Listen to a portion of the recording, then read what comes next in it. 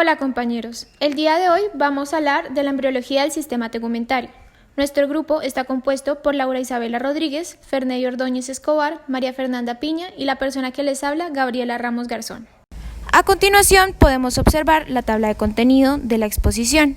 El sistema tegumentario se divide en piel y faneras. Yo me voy a encargar de explicar la parte de la piel, la cual se subdivide en epidermis y dermis, y terminaré hablando de patologías relacionadas. La segunda parte de la exposición será orientada por mi compañera Isabela Rodríguez, en la cual se explicarán las faneras, que se dividen en pelo, uñas, glándulas sudoríparas y glándulas mamarias, y terminarán hablando de patologías relacionadas. La palabra tegumentario proviene del latín tegumentum, que significa cobertura. En cuanto a generalidades del sistema tegumentario, esta es la cobertura natural del organismo que recubre por completo la parte externa del mismo. Sus funciones son de proteger y de aislar el organismo, protegiéndolo y manteniendo sus estructuras. También funciona como sistema de comunicación con el entorno, siendo uno de los principales organismos sensoriales, actuando como receptor del tacto, presión, dolor y temperatura. Ahora vamos a hablar de la piel. Este es el órgano más grande del cuerpo, el cual cubre la parte externa del mismo. Constituye aproximadamente el 15 a 20% del peso corporal total de un humano promedio. La piel tiene dos tipos de capas: epidermis, la cual podemos ver en la imagen como la más externa, compuesta por ectodermo superficial, y la otra capa sería la dermis. Esta es la más profunda y se compone de mesénquima. En el desarrollo embrionario, en la semana 4 y 5 de gestación, la piel del embrión es una sola capa de ectodermo superficial sobre mesodermo, como podemos observar en la imagen inferior. La piel cumple diversas funciones, todas de vital importancia para el correcto funcionamiento del cuerpo humano. Esta nos protege del frío, calor, cambios bruscos de temperatura y rayos UV. Además, nos protege de traumatismos, ya que ésta recibe el primer impacto. Y lo mismo pasa cuando nuestra piel entra en contacto con agentes químicos, ya que la piel se encarga de recibir la mayoría del daño, de esta forma protegiendo los órganos internos vitales. Otra de las funciones que cumple la piel es de barrera bacteriana e inmunitaria, que previene o evita la entrada de bacterias o patógenos que pueden poner en riesgo la salud del individuo. La piel también se encarga de la reabsorción de sustancias, previniendo la deshidratación gracias a su barrera hidrolipídica, la cual es un manto ácido que recubre la última capa de la piel, protegiéndola de los agentes externos y evitando la pérdida de líquidos. Además, la piel se encuentra cubierta de glándulas sudoríparas, las cuales permiten la excreción de sustancias provenientes del interior del organismo, con esto ayudando a regular la temperatura corporal. Otra función de la piel es la vasoconstricción y vasodilatación, la cual es la manera en que el diámetro de la luz de los vasos sanguíneos aumenta y disminuye, determinando el flujo sanguíneo a determinados territorios. Por último, encontramos la percepción, ya que la piel se encuentra cubierta de terminaciones nerviosas que permiten percibir el tacto. Según su espesor y ubicación, la piel puede clasificarse en piel fina y piel gruesa. La piel fina recubre la mayor parte del cuerpo. Se caracteriza por ser delgada, teniendo un grosor aproximado en la epidermis de 75 a 150 milímetros de grosor. Como se puede observar en la imagen, la epidermis es una capa superficial muy delgada e irregular. La piel fina contiene folículos pilosos, los cuales se encargan del crecimiento del cabello y tiene glándulas sudoríparas y sebáceas. Las glándulas sudoríparas se encargan de regular la temperatura corporal y liberan sustancias químicas como las feromonas. Las sebáceas son células llenas de lípidos que se encargan de discernir el sebo que producen por toda la superficie corporal, y embriológicamente hablando se desarrollan en el cuarto mes de gestación como una gemación epitelial del folículo piloso. Cabe resaltar que en la piel fina no se va a encontrar el estrato lúcido, a diferencia de la piel gruesa. La piel gruesa se encuentra en zonas más reducidas del cuerpo, como lo son las palmas de las manos y las plantas de los pies. Esta tiene un grosor aproximado de 400 a 600 milímetros en la epidermis. Como se puede observar en la imagen, la sección de la epidermis es mucho mayor en comparación a la de la piel fina. La piel gruesa tiene 5 estratos, es decir, estrato córneo, lúcido, granuloso, espinoso y basal. Este tipo de piel carece de folículo piloso y músculo erector del pelo. Por esta razón, en las palmas de las manos y las plantas de los pies no vamos a encontrar pelos. Además de esto, la piel gruesa carece de glándulas sebáceas pero sí tiene glándulas sudoríparas. Por eso es que en algunas ocasiones las manos nos pueden llegar a sudar igual que los pies. Durante el primer trimestre del embarazo, el crecimiento epidérmico tiene lugar en etapas y provoca un aumento del grosor de la epidermis de manera progresiva.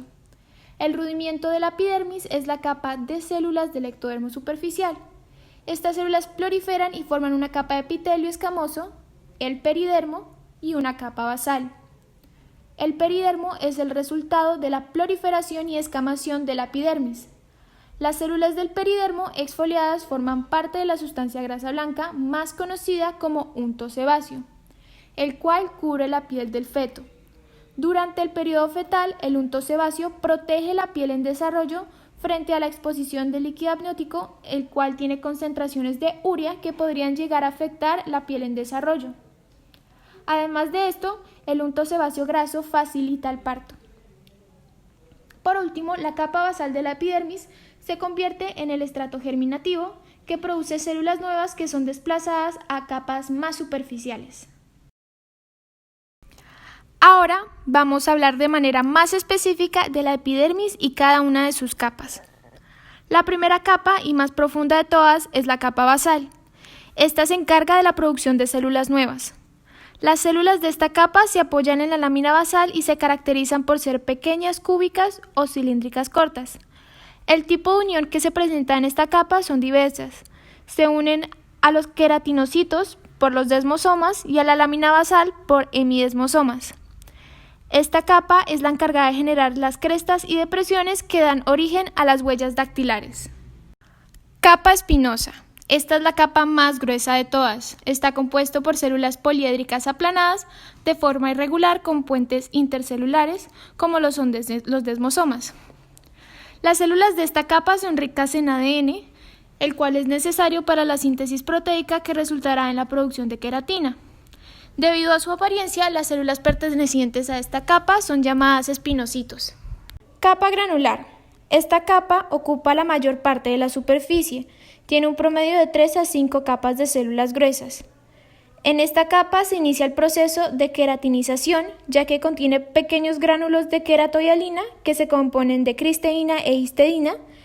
Estos son precursores de los filamentos de queratina. El contenido de estos gránulos se libera mediante exocitosis, formando unas láminas de sustancia rica en lípidos que se puede observar en la imagen como los espacios que hay entre cada célula y actúa como una barrera impermeable.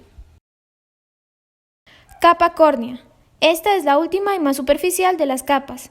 Está formada por células escamosas, muertas, planas y delgadas que se desprenden continuamente. El citoplasma es sustituido por queratina. Las uniones de estas células son de desmosomas reforzadas, puesto que estas capas tienen una elevada resistencia a lo que es la erosión. Dermis. Esta representa la segunda línea de defensa contra los traumatismos. Tiene un grosor 10 veces mayor que el de la epidermis y proviene del mesodermo. Esta capa consiste en células fusiformes que se convierten en fibroblastos y tiene formación de fibras de precolágeno entre la segunda y cuarta mes de vida intrauterino y tiene una formación de fibras elásticas a partir del sexto mes. El desarrollo de la dermis continúa después del nacimiento. Además, en la dermis podemos encontrar lo que son los folículos pilosos, su músculo erector del pelo, las glándulas sebáceas. Y agregarle a esto es que la dermis se encarga de nutrir la epidermis, ya que ésta es avascularizada. Como podemos ver en la imagen histológica, la parte de la dermis es notoriamente más gruesa que la parte de la epidermis. Capas de la dermis. Podemos encontrar dos capas. En primera instancia está la papilar o dermis superior, la cual está compuesta por tejido conectivo laxo, que conecta con la membrana basal de la epidermis, cuyas fibras de colágeno y elásticas se disponen en forma perpendicular, determinando la formación de papilas que contactan con la parte basal de la epidermis. En este nivel podemos encontrar los receptores de la presión superficial, conocidos como los corpúsculos de Meiser. Las fibras de colágeno son delgadas y de tipo 1, 3 y 5. Está vascularizada por vasos pequeños y capilares abundantes y su celularidad es nula. Ahora la segunda capa es la reticular o la dermis profunda. Esta contiene la mayoría de los anexos de la piel, está constituido por tejido denso y regular, sus fibras de colágeno son gruesas de tipo 1 y 3, se dispone en todas las direcciones de forma compacta, confiriéndole resistencia y elasticidad a la piel. Está vascularizada por vasos grandes y escasos y su celularidad es escasa. A continuación vamos a observar un video el cual nos va a hablar de la dermis y la epidermis. Y bueno, la embriología de la piel, que es la primera parte que vamos a ver del sistema tegumentario. La piel básicamente, bueno, es el órgano más grande del cuerpo y tiene un doble origen. La epidermis viene de lo que sería el ectodermo, que es más superficial, y la dermis derivaría del mesénquima, que está debajo del ectodermo. Además tenemos distintas estirpes celulares. Del ectodermo vendrían los queratinocitos, que son las células más numerosas de la epidermis, los melanocitos, la célula de Merkel y otras neuronas. Y de la dermis vendrían los fibroblastos, las células de Langerhans y las células endoteliales. La epidermis primitiva está formada por una sola capa de células ectodérmicas apoyadas sobre el mesénquima. Y en torno al segundo mes, a partir de las células de capas basales, se forma una capa más superficial de células más aplanadas que se llama peridermo o epitriquio, cuya función es proteger a esta epidermis rudimentaria. En torno al cuarto mes surge una tercera capa que se encuentra entre el peridermo y la célula de capas basales. Surge a partir de la célula de capas basales y se llama capa intermedia. Y ya antes del nacimiento normalmente se produce ya la estructura definitiva en 4 capas de la epidermis. Una capa germinativa o basal, donde están las células que se van a encargar de ir renovando la epidermis. Una capa espinosa, caracterizada por múltiples uniones intercelulares, por desmosomas, y por eso se llama espinosa. Una capa granular con gránulos de queratohialina, que es el precursor de la queratina. Y una capa córnea que está hecha fundamentalmente de células aplanadas, mayor parte están muertas y están cargadas de queratina. Es una estructura, es una piel con 4 capas, pero realmente en el momento del nacimiento todavía está inmadura y tarda un par de meses en ser como la piel definitiva nuestra. Hay una quinta capa, que sería la capa lúcida, que está en la zona, está entre la córnea y la granular, y está en la zona donde la piel es más gruesa, como las palmas de las manos y las plantas de los pies. Bueno, eso era en cuanto a los queratinocitos de la epidermis, pero en la epidermis hay más células. Algunas de estas células derivan de la cresta neural. Normalmente cuando se forma el tubo neural, vemos como primero se pliega y vemos que después se cierra, y una vez que el tubo neural se cierra, las células de la cresta epidérmica se disocian de este tubo neural y van a hacer una migración a través del mesodermo hasta llegar a la epidermis. Las líneas que siguen para esta migración se conocen como líneas de Blaschko y normalmente son invisibles, pero en una patología como este líquen estriado se pueden hacer visibles. Y bueno, es importante conocerlas. Una de estas células que vienen del neuroectodermo y que hacen esta ruta de migración son los melanocitos, que sería esta célula de aquí, que como vemos tiene una especie de prolongación citoplasmática, que son las dendritas o dendritos. Y bueno, en su interior va sintetizando los melanosomas y a partir de los dendritos pues transfiere los gránulos de melanina a los queratinocitos circundantes y se encarga de la pigmentación de la piel.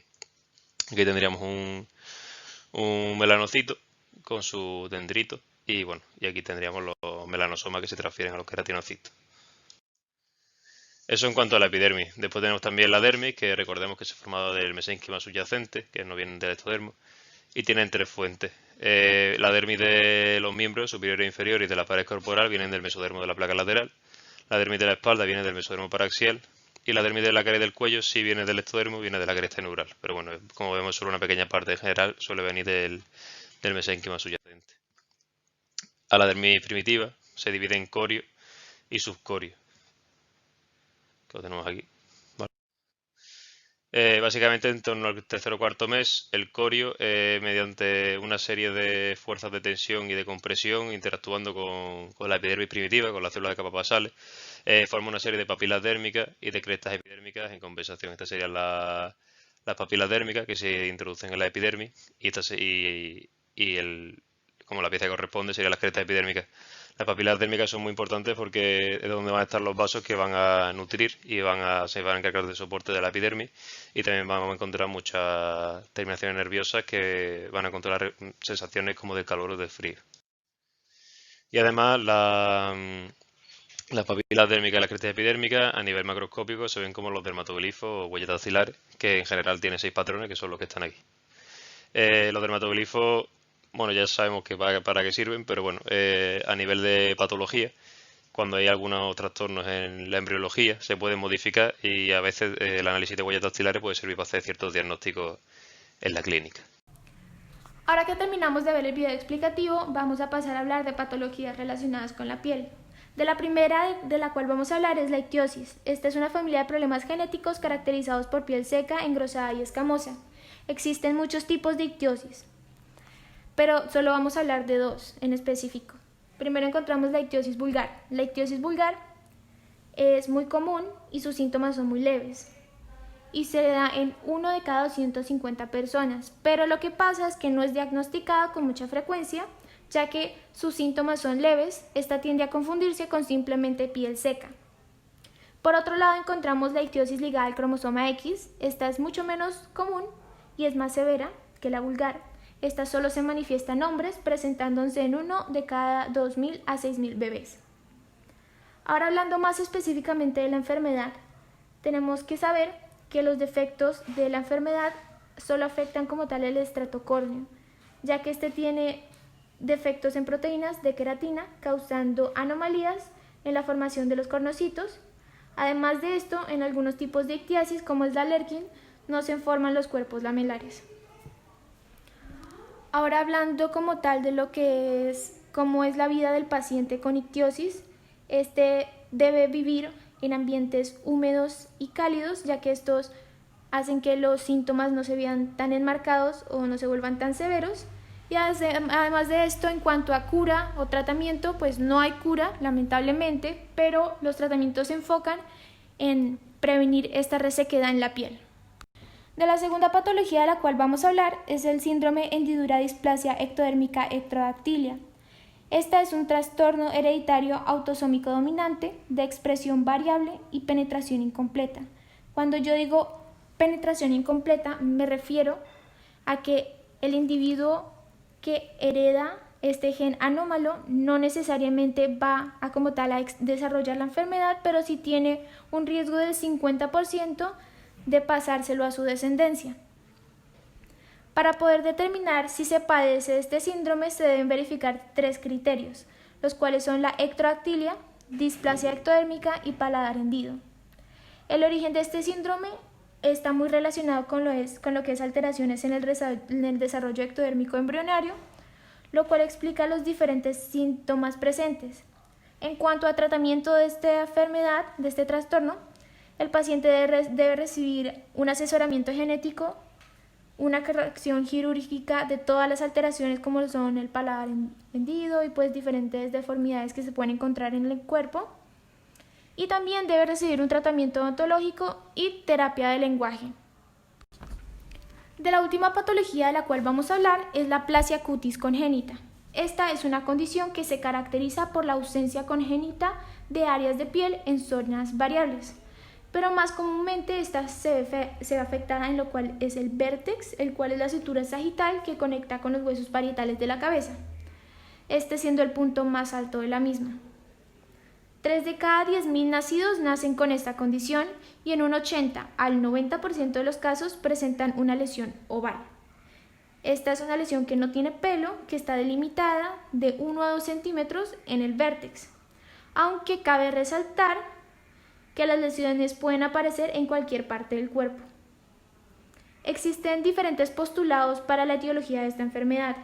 Se habla de adherencia del amnios, que es la membrana más interna que envuelve el embrión. También se habla de la alteración vascular placentaria, se habla de infecciones intrauterinas, defectos del cierre del tubo neural, fuerzas de tensión, entre muchas otras.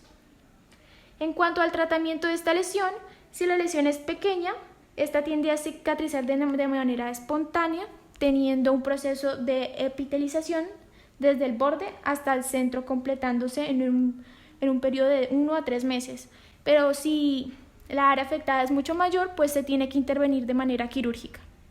Bueno, y continuando, tenemos las faneras, que son estructuras que participan activamente en la fisiología de la piel. Estas se van a derivar de esbozos epiteliales de la epidermis embrionaria, que al interactuar con el tejido mesenquimatoso se va a diferenciar en estructuras de protección como pelos y uñas o de secreción como glándulas sebáceas, glándulas sudoríparas y glándulas mamarias. El pelo son filamentos duros que se encuentran formados por células altamente queratinizadas. Cada pelo se va a encontrar incluido en una invaginación de la epidermis llamada folículo piloso, que se va a introducir en la dermis y en ciertos casos va a llegar hasta la hipodermis y va a terminar en un engrosamiento llamado bulbo piloso. La formación del pelo se va a dar en las semanas 9 a 12 y apenas en la semana 20 se va a identificar por primera vez en cejas, labio superior y mentón. En la micrografía podemos observar un folículo piloso con su raíz y su papila. El pelo se encuentra integrado en 3 capas: la médula, la corteza y la cutícula. La médula va a representar el 21% de la superficie del cabello. Esa se va a encontrar ubicada en la parte central y está compuesta por células córneas redondeadas, sin núcleo y poco pigmentadas. La corteza va a constituir la parte media del tallo piloso, va a ocupar un 70% de la superficie total del cabello y es responsable de las propiedades mecánicas. Cabe destacar que en la corteza se va a encontrar la melanina, que va a dar color al pelo, y la cutícula, que es la capa más externa y transparente, ya que esta carece de pigmentación y tiene como objetivo regular la hidratación y proteger de las agresiones externas. Ahora, ubicándonos en la imagen, vamos a encontrar el desarrollo del folículo piloso. Esta va a empezar con la condensación de células de la capa basal para la formación de la placoda. Luego, la placoda se va a invaginar en la dermis para formar el bulbo del pelo. Cabe recalcar que la posición de la placoda se va a establecer a través de las señales de la mesénquima y de señales ectodérmicas como WNT, que va a instruir a que estas células ectodérmicas crezcan y formen una yema en el interior de la dermis. También la expresión de Sonic-Hedgehog va a inducir a que las células de la dermis se condensen para formar la papila dérmica. Ya en la imagen C podemos observar cómo la papila dérmica se está invaginando y a su vez el bulbo se está ensanchando para envolverla y así iniciando la formación del folículo piloso. Además, podemos ver una evaginación de la pared del folículo que va a dar origen a la glándula sebácea. Ya entre las semanas 16 a 20, el folículo piloso se encuentra totalmente desarrollado y va a sobresalir de la epidermis, y a partir de la mesénquima circundante se va a dar origen al músculo erector del pelo, que se va a encontrar unido a la vaina dérmica de la raíz y a la cara papilar de la dermis. Las glándulas sebáceas se van a originar como brotes de la vena radicular externa del folículo piloso. Esta tiene la forma de un pequeño saco con un conducto corto de salida que se va a incorporar al conducto del pelo. Es una glándula de tipo locrina, por lo tanto, su producto de secreción, el sebo, va a resultar de la síntesis de goticas de grasa que efectúan las células y de los restos celulares de la destrucción de ellas mismas. A continuación, vamos a observar un video que nos hablará de la embriología del folículo piloso. Ahora vamos a ver el folículo piloso. Bueno, el folículo piloso se forma a partir de la yema del pelo, que es una prolongación de la epidermis que se adentra en la dermis y que está formada a partir de la capa de células basales o células germinativas. En el extremo distal de la yema del pelo se produce una invaginación de la dermis que se llama papila pilosa y que, al igual que las papilas dérmicas, se va a encargar de nutrir al pelo y también se va a encargar de ciertas sensaciones del pelo. De la yema del pelo, que recordemos que la parte azul, tenemos distintas células. Las centrales van a formar lo que se conoce como tallo del pelo y las periféricas van a formar lo que se conoce como la vaina del pelo epitelial, que sería todo lo que rodea al tallo del pelo. Y también van a formar las glándulas sebáceas, que están aquí. Después tenemos la vaina de la raíz dérmica, que ya no viene de la epidermis ni de la yema del pelo, sino que vendría de la dermis que rodea al folículo piloso y que forma este músculo liso de aquí, que es el músculo erector del pelo. Básicamente el pelo va creciendo desde su base y va empujando el tallo del pelo hacia afuera. Y bueno, aquí se ve más o menos bien. El niño no suele nacer cubierto de un pelo muy primitivo, que es el lanugo, y ya según se va desarrollando, pues el pelo es reemplazado por un pelo más grueso, que será el que tendrá. La alopecia es la pérdida normal del cabello. Esta se clasifica en no cicatriciales y cicatriciales. La alopecia no cicatriciales incluye todo tipo de alopecia que no ha sido causado por la aparición del tejido fibroso que anule el desarrollo del folículo piloso. Por lo tanto, puede tener diferentes causas como estrés, herencia, una mala alimentación o incluso el embarazo. Como tratamiento, tenemos láser capilar, implante capilar y fármacos. En las alopecias no cicatriciales existen distintos tipos de alopecias. En este caso, como lo observan en la imagen, es una alopecia androgénica, que es la pérdida del pelo a causa de factores genéticos. Ahora, la alopecia cicatricial se caracteriza por la aparición del tejido fibroso cicatricial donde antes existían folículos pilosos. La presencia de estas cicatrices impide el crecimiento normal del cabello. Las alopecias cicatriciales pueden ser congénitas o adquiridas. Las principales causas adquiridas son traumatismos mecánicos, afecciones autoinmunes, infecciones bacterianas o tumores. Como tratamiento tenemos láser capilar, injerto capilar y mesoterapia. La mesoterapia es la estimulación capilar para la regeneración capilar o otro tratamiento muy efectivo son pelucas de pelo natural. La hipertricosis lanuginosa adquirida es el desarrollo del pelo tipo lánugo fino, largo y no pigmentado que se va a distribuir principalmente por la cara. Esta va a afectar las orejas, la nariz y la frente. Sin embargo, esta puede expandirse por todo el cuerpo. La hipertricosis va a tener una mayor incidencia en mujeres entre las edades de 40 y 70 años y se asocia a tumores del tracto digestivo, vía respiratoria y la mama. Su tratamiento es quimioterapéutico. Las uñas son placaduras semitransparentes, estas van a presentar un color rosado debido a que su dermis subyacente posee una vascularización abundante. Se va a encontrar constituida por numerosas capas de células epiteliales aplanadas que van a estar muy queratinizadas, las cuales van a pertenecer al estrato córneo, la epidermis. Ya por debajo de esta placa se van a situar los estratos granuloso, espinoso y basal que se van a encontrar apoyados en el lecho ungueal. El desarrollo de las uñas va a empezar en la semana 10 aproximadamente con los campos ungueales en el extremo de cada dedo. Más adelante, estos campos van a migrar hacia la superficie dorsal y van a arrastrar su inervación desde la superficie ventral. Estos campos se van a encontrar rodeados por pliegues ungueales y las células de estos pliegues ungueales en su región proximal van a crecer sobre el campo ungueal y se van a queratinizar formando la lámina ungueal.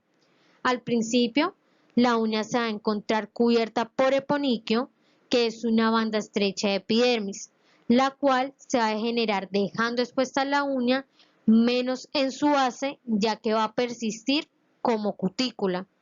Cabe destacar que el desarrollo de las uñas en manos y pies va a diferir en 4 semanas aproximadamente y ya en la semana 32 las uñas de las manos y en la semana 36 las uñas de los pies van a alcanzar su extremo en los dedos. A continuación vamos a observar un video que nos va a hablar de la embriología de las uñas. Y bueno, ya por último, la embriología de la uña. Básicamente, en torno al tercer mes de desarrollo surgen los campos ungueales, que son unas depresiones en el extremo de los dedos. Y a partir del pliegue proximal de la uña va creciendo la placa ungueal poco a poco. Bueno, se va abriendo hueco. Y ya sería en torno al noveno mes de desarrollo cuando ya la uña alcanza el límite de los dedos. La anonyquia congénita es la ausencia de una parte o totalidad de una o varias uñas en manos y pies. Esto es causado por una exposición a sustancias químicas que son capaces de dañar la matriz ungueal de la uña. Su tratamiento es cirugía o también prótesis con uñas artificiales. Sin embargo, este tratamiento puede tornarse incómodo debido a la reducción de la sensibilidad en la zona afectada. Cabe destacar que esta anomalía es una anomalía permanente. Las glándulas sudoríparas son glándulas diminutas en forma de tubos enrollados que se van a encontrar en la capa profunda de la piel. Estos tubos van a desembocar en los poros y tienen la función de producir el sudor. Existen dos tipos de glándulas sudoríparas, las glándulas endocrinas, que la vamos a encontrar en todas las partes del cuerpo, menos en los labios y los genitales externos, y las glándulas apocrinas, que las vamos a encontrar en la axila, la areola, el pezón, la región perianal y los genitales externos. Las glándulas endocrinas son glándulas tubulares simples y enrolladas. Ellas van a regular la temperatura corporal y van a funcionar después del nacimiento.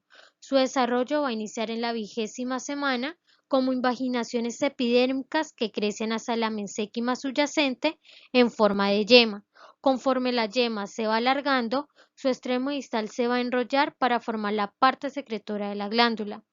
Las células externas de la parte secretora se van a diferenciar a células secretoras rodeadas por células mioepiteliales que van a ayudar a expulsar el sudor de las glándulas. Las glándulas apocrinas se van a desarrollar a partir de invaginaciones del estrato germinativo de la yema del pelo. Por lo tanto, sus conductos no van a desembocar en la superficie de la piel, sino que en los folículos pilosos y un poco más superficiales que las glándulas sebáceas. Ellas van a comenzar a funcionar después de la pubertad. A continuación, vamos a observar un video que nos hablará de la embriología de las glándulas sudoríparas. Bueno, pues tenemos glándulas sudoríparas. Al igual que el folículo piloso también se forma a partir de una yema de la epidermis, de la capa de células basales que se adentra en el mesénquima. Primero es una imaginación cilíndrica que es sólida y después va creando una luz dentro, mientras que el extremo distal se va enrollando formando una espiral. Y ya cuando está formada del todo, tendríamos un conducto que comunica con el exterior, tendríamos la célula secretora y tendríamos encima tejido mioepitelial, normalmente músculo liso, que ayuda mediante su contracción a la expulsión de las secreciones. Básicamente tenemos dos tipos de glándulas sudoríparas, las endocrinas y las apocrinas. Las endocrinas son aquellas que vierten su secreción en epidermis, a la superficie de la piel, y las apocrinas lo secretan al folículo piloso y salen a través del orificio junto con el tallo del pelo. Son parecidas pero no son iguales. Bueno, las endocrinas vienen a partir de la epidermis, las apocrinas se originan a partir del folículo piloso. El mecanismo de secreción de las endocrinas es un mecanismo merocrino o de exocitosis, mientras que el de la apocrina es un mecanismo por decapitación. Aquí tenemos el merocrino, que tenemos las células secretoras que liberan su secreción fuera y bueno, ya está, y van donde tengan que ir. Mientras que las apocrinas, la cabeza de la célula secretora se decapita, se pierde y se une a las secreciones. Y bueno, las endocrinas secretan fundamentalmente agua y su función principal es el control de la temperatura del cuerpo, mientras que las apocrinas sí secretan más cosas, lípidos, proteínas, feromonas, con funciones que muchas veces no están. Las glándulas mamarias son glándulas sudoríparas modificadas que se van a encontrar ubicadas entre la segunda y la sexta costilla en la región pectoral y tienen como función principal la producción de leche. Ahora, ubicándonos en la imagen, vamos a encontrar el desarrollo de las glándulas mamarias. Esta va a empezar en la 4ª semana, donde van a aparecer las crestas mamarias que se van a extender desde la región axilar a la región inguinal. 2 semanas después van a aparecer los esbozos principales, que son excrescencias inferiores de la epidermis. Estos esbozos van a originar esbozos secundarios que van a dar a la formación de los conductos galactóforos y sus ramificaciones. La canalización de estos esbozos se va a encontrar inducida por hormonas sexuales placentarias que van a entrar en la circulación fetal. En todo este proceso, hasta el final de la gestación, se han formado de 15 a 20 conductos galactóforos.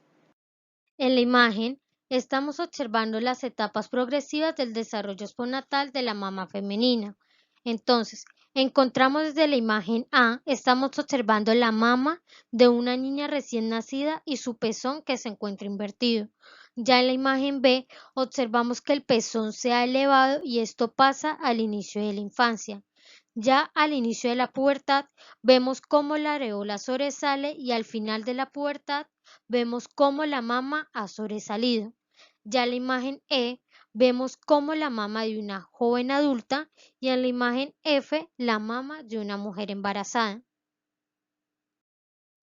La ginecomastia es el desarrollo de los conductos galactóforos rudimentarios en el tejido mamario masculino. Esto es causado por un desequilibrio de las hormonas estrógeno y testosterona. Ahora, con frecuencia, no es necesario tener un tratamiento. Sin embargo, si esto sigue persistiendo, se puede tratar con medicamentos y cirugía. Cabe destacar que la hormona estrógeno no es exclusivamente femenina, porque los hombres también la producen en los testículos y la producen a partir de la hormona testosterona en los tejidos periféricos gracias a la enzima aromatasa. Pero ellos lo producen en pequeñas cantidades, ya que ayuda a la maduración de la esperma y también a mantener una libido sana. Bueno, compañeros, eso es todo por el video. Espero que la información brindada haya sido de ayuda y que tengan un buen día.